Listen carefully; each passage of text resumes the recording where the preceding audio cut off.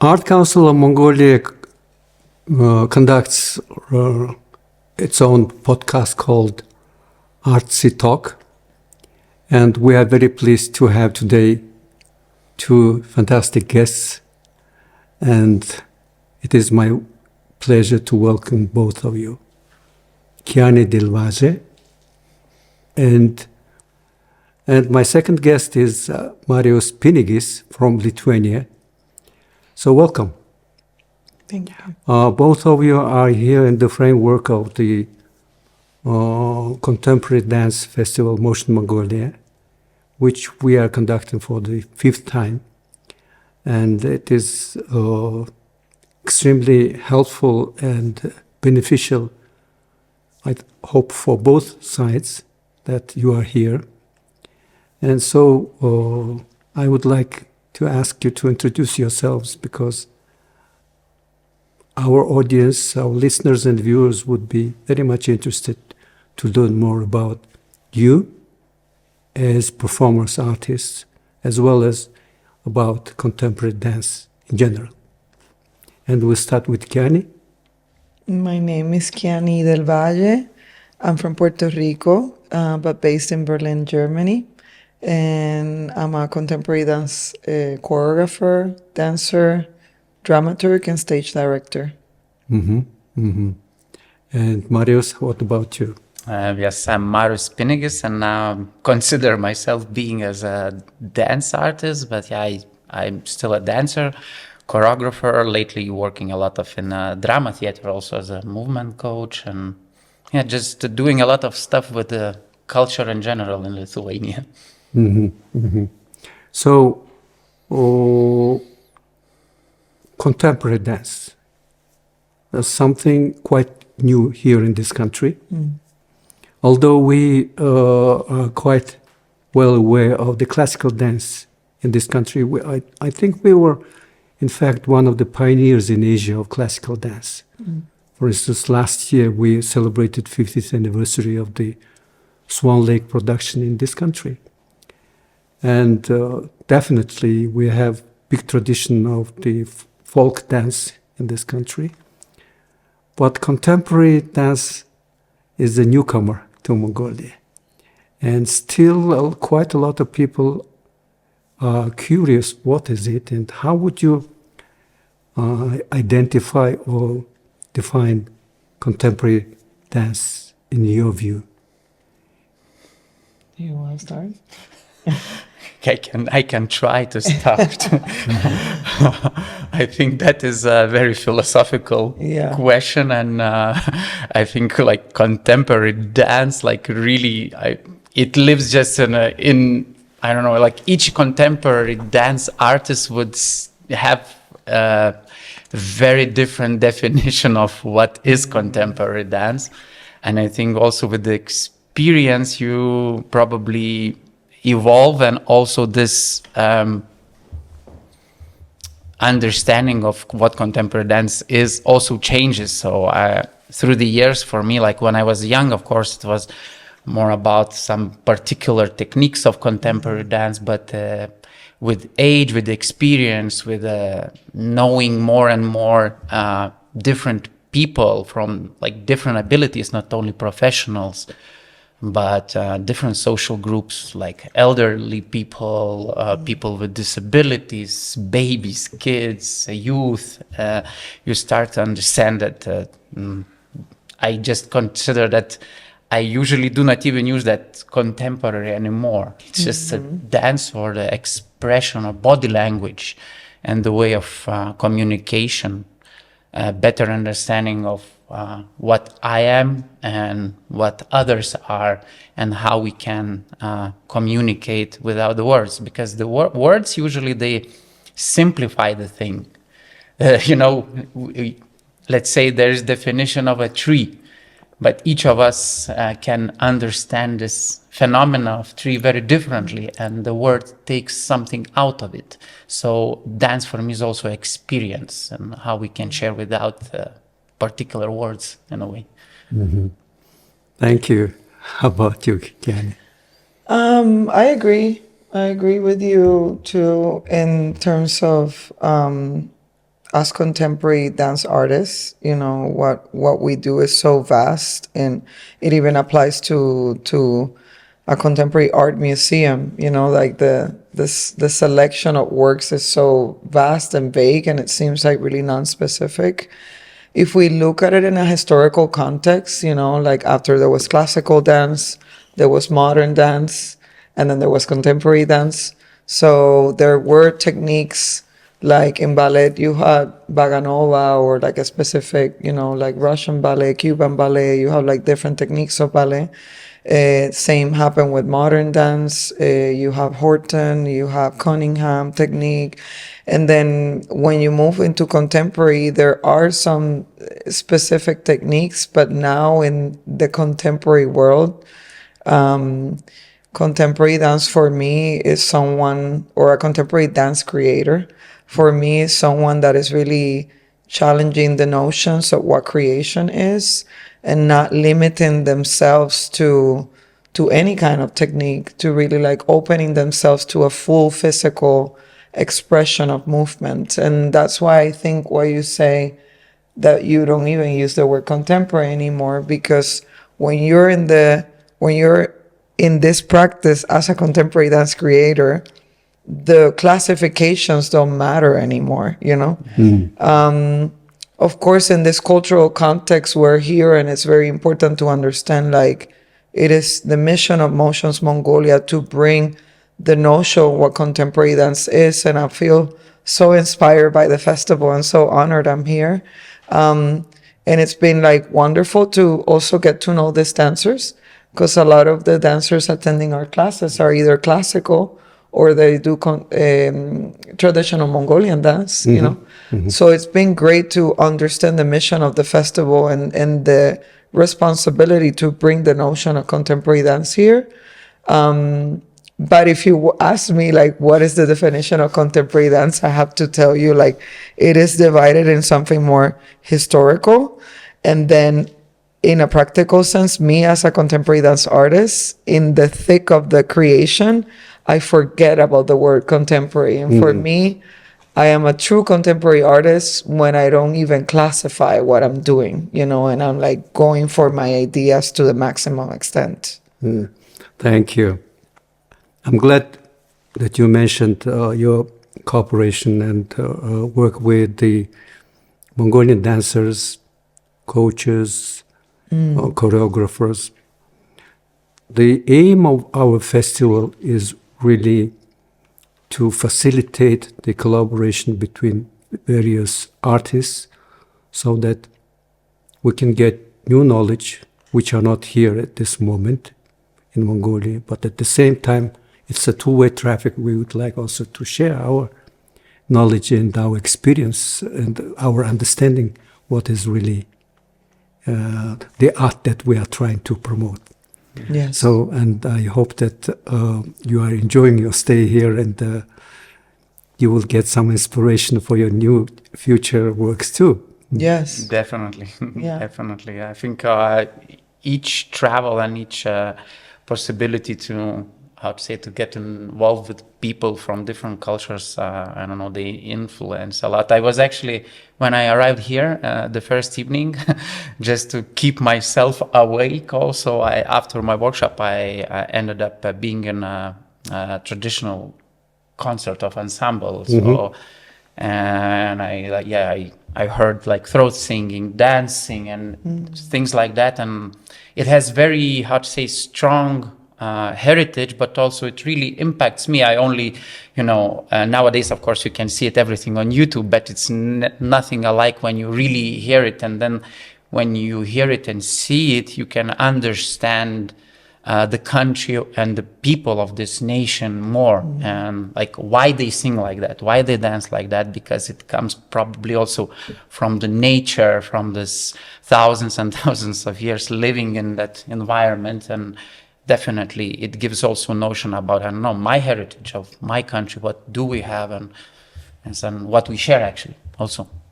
Oh, thank you. I'm quite delighted to hear what your feelings. I was told that you are also very much interested in rituals and rites in your arts. Yeah.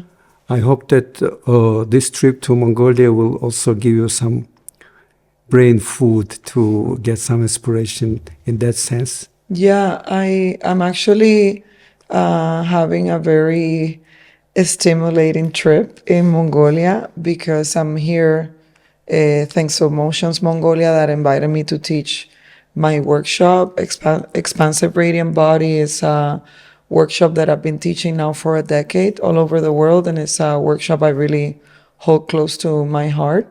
And this was, of course, possible thanks to Arts Council Mongolia and Goethe Institute Mongolia. But also I am here because I'm developing a piece. And this is thanks to Vibrations Berlin, who brought me also here to develop a work that it's a dream project, to be honest. I've been studying the ancestral culture of the Taino indigenous people in the Caribbean for many years now, and it's been weaving into my work now. The Taino indigenous people of Puerto Rico and Dominican Republic and Cuba were people that, at some point they got extinct because of colonization. And it's kind of like my duty to rescue that history. And coming to Mongolia, I was so interested about the ancestrality of the nomadic people of Mongolia and the rich culture of here and the fact that it's very vibrant and very alive. So I'm here developing a work kind of juxtaposing and interconnecting my own ancestral culture with the ancestral culture of Mongolia. So I'll be coming back to present a work too. Thank you. I'm glad to hear that. Marius, you work not only with the professional dancers, as I understand, and as you mentioned, what kind of dancers are you looking for, both of you? Yeah, I have a experience working with very different people, and working with this different people, it really changed the perception of what dance also is for me. When I was a young dancer, I think when you are younger, you are more maybe egocentrical in a way. The form matters more and how you perform.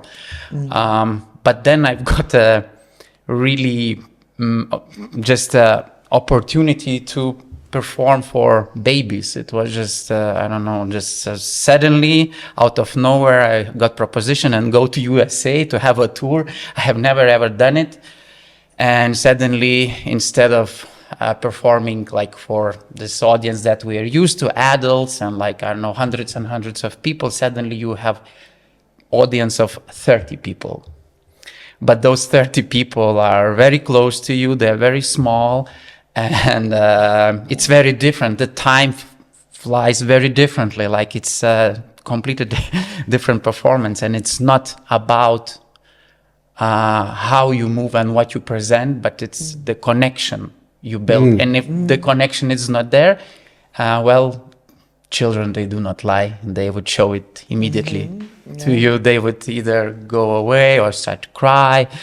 So it gave me a big notion and change in, perspective of what I do. So getting back to your question, what I'm looking for, sometimes it's not only about technique. Of course, technique maybe brings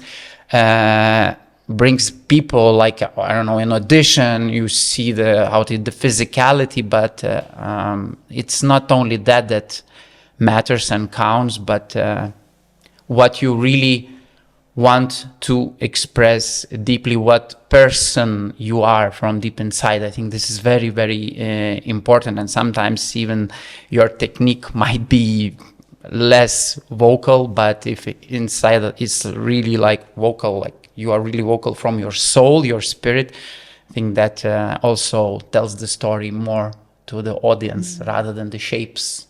And I think this is also what maybe contemporary dance is always researching, just some very deep feeling. You're always researching. That is why you are a researcher too. I mean, yeah, it's constantly researching, reshaping myself, and like I try to recreate. This is why also kind of, I don't know, I named my workshop Creative Body Anatomy. This is, yes, for me it also means that I'm not like stable in what I do. I really also want to challenge myself, also get acquainted with people with whom I have never worked. You know, it was like professionals, babies, then maybe elderly people with disabilities, and then it all informs you and shapes you, reshapes you all the time. It's like a lifetime journey. Big dance becomes like lifetime journey, and I'm really looking forward. I'm like 40 now, and I'm not I'm not stopping dancing. I'm just saying, wow, it's so many years ahead of me. Well, maybe the body starts to think differently than the head, but I think it also, you can reshape your body in that sense as well. We Mongolians say that a man at 40, this is the time really to start. Maybe this is like why that. I'm here. Yeah, that's great. Yeah. So I wish you then even further and a greater path in your endeavors. How about you? My work for the past years, I realized, because, you know, I really almost feel that, you know, I was really born to do this. Like, I don't know what I'll be doing if I'm not doing the art. Like, I really, there's no difference between the creation and my work and my life. It's like all so interconnected. And now looking, kind of like having some separation from the works I've created and looking at them from a distance, I realized that a big part of my work and my practice is really studying the human condition and the human complexity and the transcendentality of why we're here as humans. And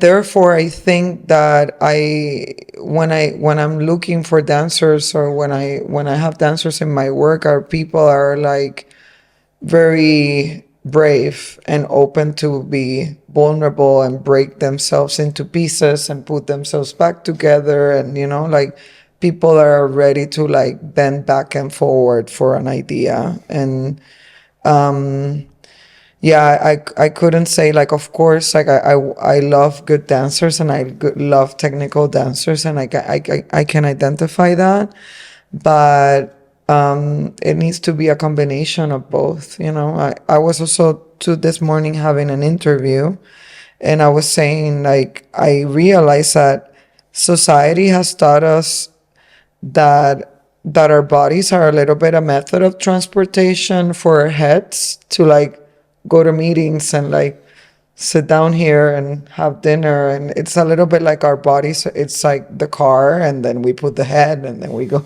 you know, and there's a huge lack of like this body, mind, and spirit connection, you know. And I think ultimately those are the type of creators I want with me, are people that are like connected body, mind, and they're willing to challenge their physicality, yes, but it has to be a connection of both. It has to be people that are really open to get into the deepest part of your spirituality and your mind, and this is what's going to challenge you physically, you know. I feel like if you don't have that training, it doesn't matter how much technique you have, you're going to hit a wall, you know. And I think this is why also Motions Mongolia is so clear that the dancers here will really benefit for this type of creative work and the concept of contemporary dance, because I think truly this is what's thinking this creatively is what gonna push the dancers to the next level, you know. Great. I'm glad to hear that this is the purpose of our festival and this gathering, to share the knowledge, share the experience as well as feelings, and emotions, plus also try to understand yourself as a excuse my ignorance, but in contemporary dance, do you teach your dancers everything, all the emotions and emotions, or they are given the freedom of expression themselves? What?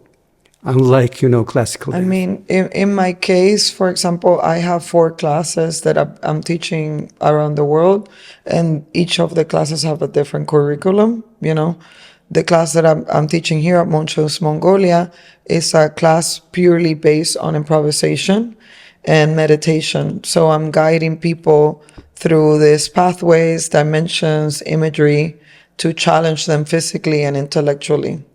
But then I have other classes where I come with sequences and I teach them specific movement and specific codified movement and choreography. So it depends on what type of class I'm teaching. When it comes to my work, to the productions I produce, it's a combination of both things. Like, I come with concepts, I have some exercises to try and see what the dancers will bring me within this concept. And we also bring sequences. It's a combination of both things, like improvisation, freedom of movement, authentic movement, and also choreographic movements that I teach them. Sometimes when I'm teaching these movements, they make a mistake and I'm like, I love that. Let's keep it like that. It's very open. It's very collaborative. Yeah. You mentioned that you have 4 curriculums. What are the other 3?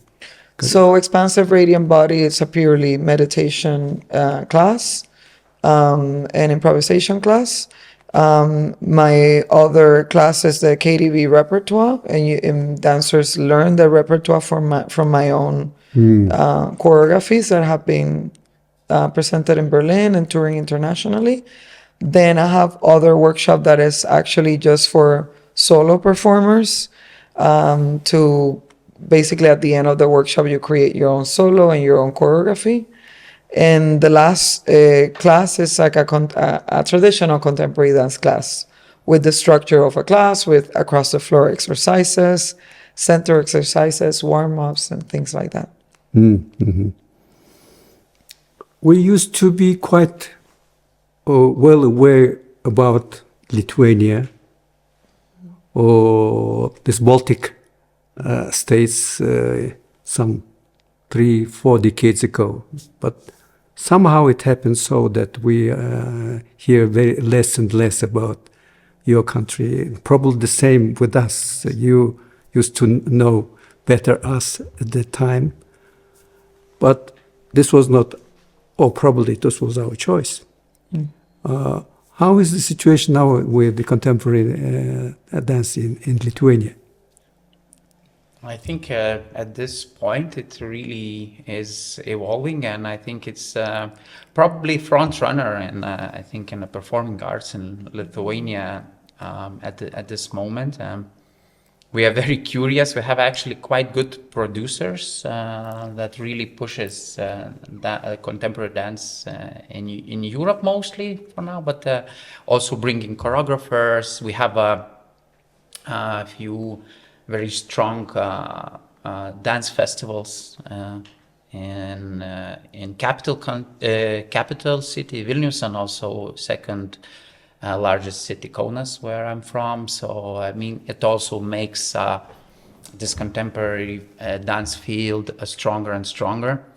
And also before pandemics, our cultural policy was really pushing our dance abroad, so we also managed to travel and gain experience a lot in the world. And I was, for 5 or 6 years, I was constantly on the road, really constantly. And not only me, but a lot of choreographers and dancers. So in that sense, we were kind of really gaining experience and bringing back to our country. And also then, of course, it became part of a curriculum in universities for the students, of course. And then you have more students that also graduate. They have a strong technique also. That's in general good understanding of what contemporary dance is in the context of what it is also in Europe. But because maybe in 90s and early 2000s we were thinking about ourselves that we are behind, lacking of, technique, we are not good enough. It also comes maybe with this mentality of like from previous regime of Soviet Union, that you are not enough always. So you push yourself, but then after a while you realize, no, you are quite okay. You are even actually you're good, and you should be proud of yourself. Not only, say you are not enough all the time. So You are not alone in that sense. I can tell you. yeah, this is why for me, I don't know. For me it's the third day I'm here. But what I noticed, I was traveling in Asia quite a lot in around 8 years since 2015, 16. So yeah, 8-9 years. And Mongolian people are very open. It's somehow I don't know. I feel some sense of similarity with our nation. It's very different from your neighboring countries. That is really true. And very hard-working people. So in the classes, I could also tell, we bring this creative ideas, a lot of improvisation, also technique, and people are really willing to do things. Good. I'm glad. Even though it's new for them.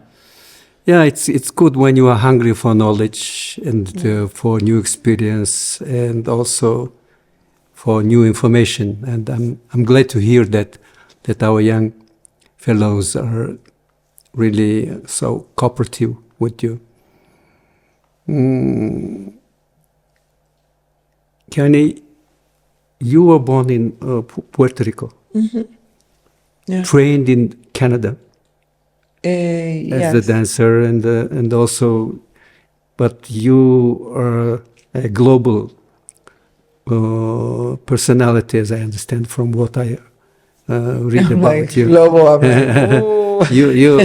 You perform and you create in the various parts of the world, in the major megapolises and so on and so forth. What is the main subject or theme of your creations, and really the theme of your inspirations? Can you share with us? Yeah, just I don't want to deviate from the question, but I think it's very important to mention that when I started with art, I started with painting and drawing from a very young age in Puerto Rico. And then I, of course, at some point at 12 years old, I started in ballet, like a lot of people. That's why I'm seeing myself in a lot of the students in the class, because they're like, I'm looking at them and I'm like, I remember when it was like that. But yeah, I did ballet. I was a soloist at the ballet in Puerto Rico too, and I did modern. And when I left to New York, I was like 17 or 18, and I trained with a company there called Alvin, which is also super modern. And now I look at my work now and it's so far away from Alvin and ballet, and I'm like, I can't even believe I've gone through this path, because where I am now is like extremely the opposite side of the coin,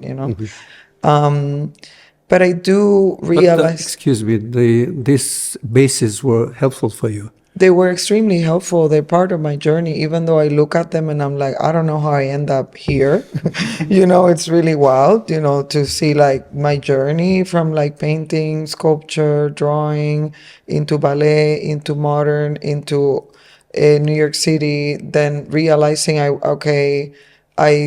don't want to be dancing for a company. I really want to like dig deeper in a practice. Also being in New York, I realized that my creative painting and drawing background as a little kid was kind of like in my hard drive, in my brain, even though I was super trained in ballet and I was very good and I was dancing in a ballet company.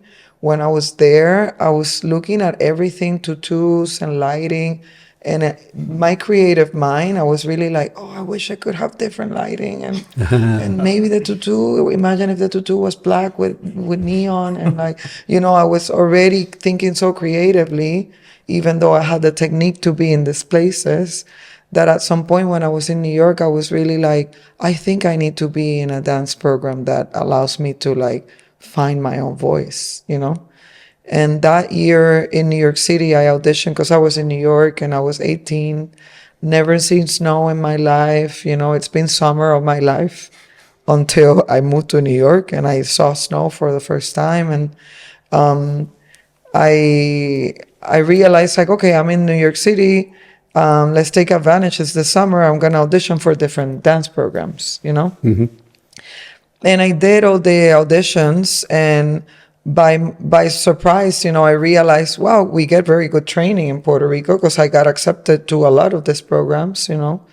Was accepted in CalArts and like NYU and like all these big programs in the United States. But when they told me how much the tuition was, I was like, okay, I don't come from money, you know, like I come from a working class family. So it was very clear that I couldn't afford that, even though I had the talent. So a friend that was in Montreal told me, like, Montreal's crazy. It's like Europe, but you don't have to take an airplane. Like, you can cross the border. And like, there's so many influences from Europe, and like contemporary dance is crazy there. And with you and your mind. So I ended up crossing the border. I was 21 on my own. Didn't even tell my mom, and showed up to Concordia University. And I literally told them, like, I'm dancing with Alvinelli, but I want to leave and be here. And they were really like, who is this girl? They were really like, how do you got here? What's going on? And they accepted me in the program. And being in Canada was great for me, because I was really able to like put everything into a program and really like that, like understand what's my movement, like dig deeper in like my ancestry, my culture, and like things that I like, video, projection, technology, and like color, composition, like all these things, you know. And when I graduated from Canada, I started really developing like what is my dance practice and who am I going to be as a director and choreographer in the world. And now answering your question finally, like what are the themes of my work? I truly believe that I'm just so curious about the human condition and about how society maybe is blocking us from accessing this part of ourselves sometimes. And I think with my work, I really want to just like target those areas that we don't talk about, you know. And it's really I'm just very passionate about the complexity of being human, and in my works and in my pieces is deviating in different subjects in different ways. I have some pieces are purely about ancestrality, and other pieces are like deeply about grief, about, for example, losing my father. But then I have other pieces that are about the generational grief I feel by the indigenous people that were massacred in my country. And I feel like I'm living a grief from centuries ago, you know, like, so I feel like all my pieces are targeting different subjects of the complexity of being human. And now teaching my workshop, I'm realizing like this is bleeding into my practice as a teacher. I was telling the team from Vibrations that I was like, there's so many people are like crying in my class. I'm like, oh my God. And I'm like, are they okay? But they finish the class and they're like smiling. They're like, it was insane, you know? And I'm like, okay. So I do feel that I'm so into my practice for so many years that, I'm touching these vulnerable subjects that are normally very like neglected or like we suppress. And I kind of create a space where it's fine to access them. I hope that answered your question. Yeah, definitely. Yeah. Contemporary dance, is it a stage art, or you can find any venue? What are the best venues for this form of art? Europe has, I think, very, I would say, like coming from the Caribbean, studying in the United States and in Canada, and now being in Europe, I think Europe is the mecca for contemporary dance. Yeah, it's very diverse. And Yeah. like a lot of stages and venues and festivals. I think the Europe is the place. Well, when I say the venue, I noticed that you do your performances at some museums, on some small stages. Yeah. different arenas. So probably this is not only a stage art. Yeah, I mean, I really like somehow to also not limit myself with stage performance. I don't know, it's just also some other spaces and places really informs your work, and also reminds you of being creative again, because then on the stage you feel kind of safe in a box a bit sometimes, and like special lights and everything. But then when you are in this unconventional space, some other things also might work. So you just only also have to connect with it in a proper way, I think. And this is why for me it's even more intriguing with years, more and more. I of course I perform on stage a lot, but this segment, like performing in unconventional spaces, also is very important. But also I have to mention that many times it happened not by my choice, but just because in our country for many years there were not enough venues actually to perform. And as a freelancer, you have company, let's say, of 3-4 people, and your budget is limited, and you still wanna produce a very solid piece. So you were trying to invent venue in a way, and in the beginning it was a struggle, but now you think it is an amazing opportunity. And even though not like now in Lithuania we do not have a problem like having venues, but I really enjoy performing in museums, even in backyards.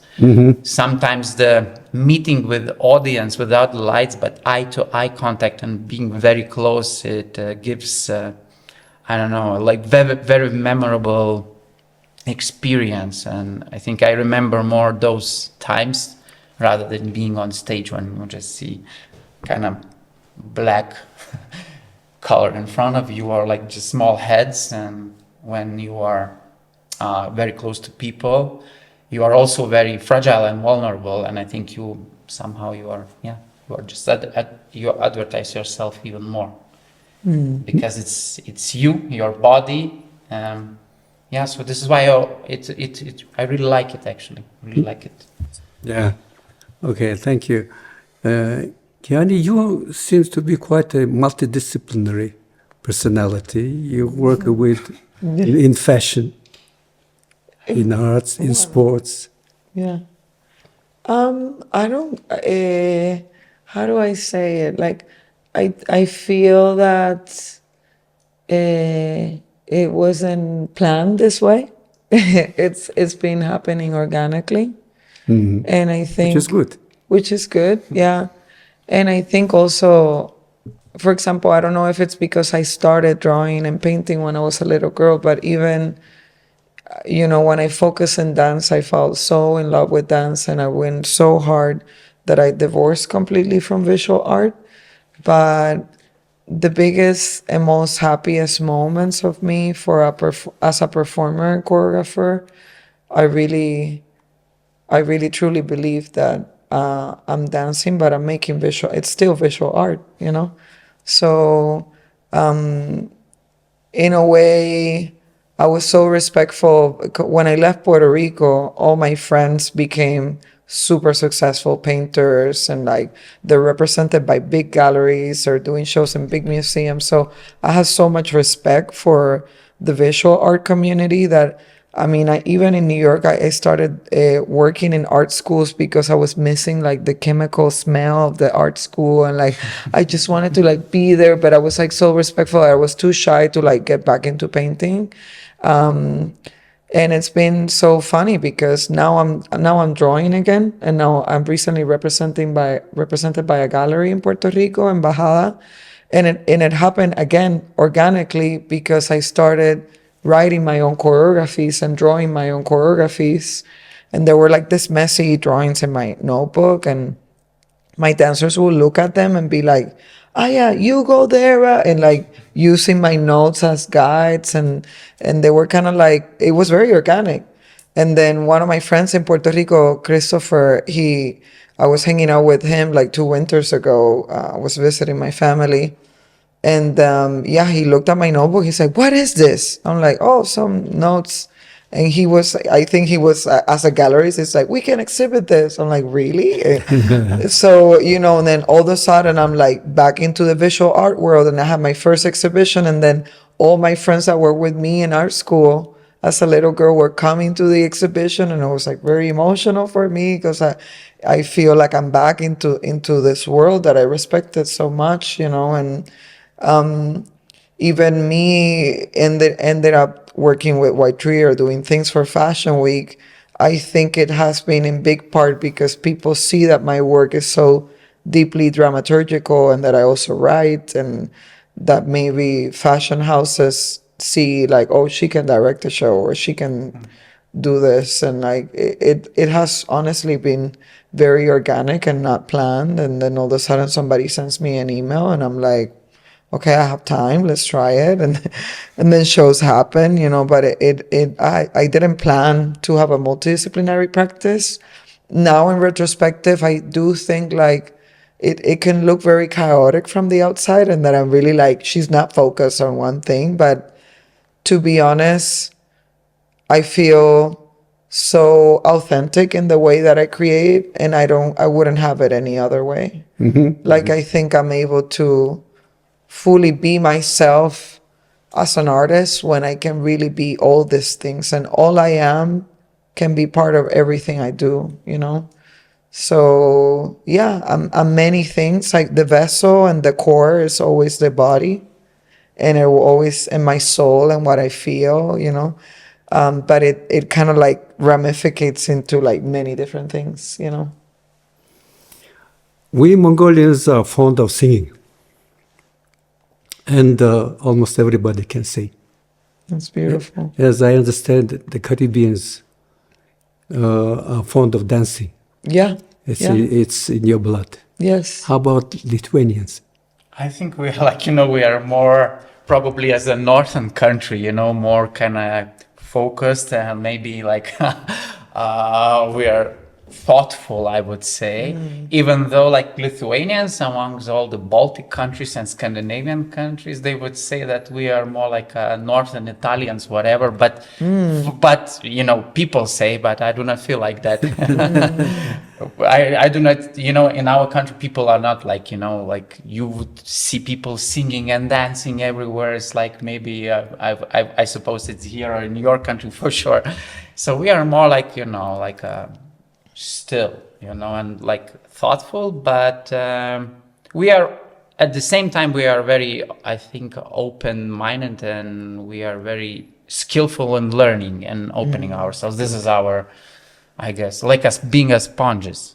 Okay, good. And we are, I would say we are also good survivors because like we were always, our country was always in the middle between East and West. So we kind of always need to find balance or be very creative of how to administer those two powers and still stay authentic, because like Lithuanians, we as a nation, we are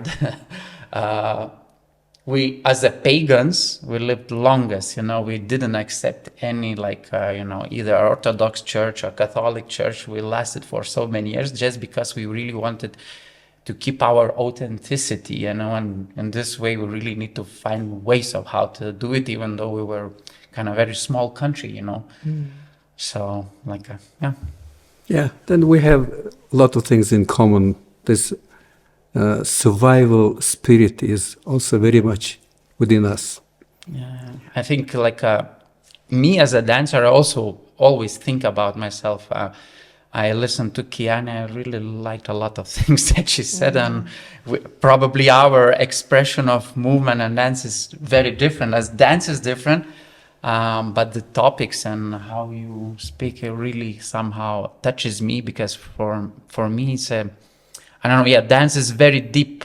Dance is the only language actually I can survive in this world. I don't know. Since I discovered dance and movement, I just do not know what could I who else? I would just, I don't die, you know. feel I like, you know, I just going here, I was talking and like, you know, I was thrown away from the kindergarten just because I was constantly moving. I just could not sit still, you know. This was So the origin is from very childhood. yes. Even though like my path to dance was not direct, you know, I was actually I was originally studying in a theater school as an actor, but I was always the one who was always expressing through movement. It just I was living in a smaller town where the dance was not as popular, and it was actually the town was very violent at that time. And being a dancer in 90s at that town would not be very good option for me. So you know, but my school was very open actually. So I was in a theater setting, but I don't know, I got an opportunity then to become part of I'm most known like company in Lithuania, and since then it was like, okay, this is the only way I can express myself. And coming back to that surviving thing, like I think as a Lithuanians and me as a dancer, the more I'm somehow not like pushed, but like yes, or like pushed to that survival mode. I'm like, I don't know, I'm the best somehow. I like something from deep inside starts to speak, and sometimes you cannot even understand with the head what is happening. And I really like that feeling, like this expression, deep expression from your body, and it's not only intellectual. Thank you. I'm glad to hear that Mongolia has become also a point for both of you to meet each other.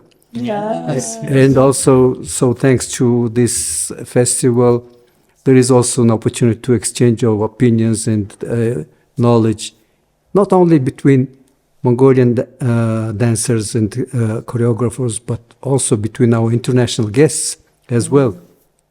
And my final question is, although it may be unfair to ask you this question because we made you to work from the morning till evening within this very short period of time, but your impressions about this country?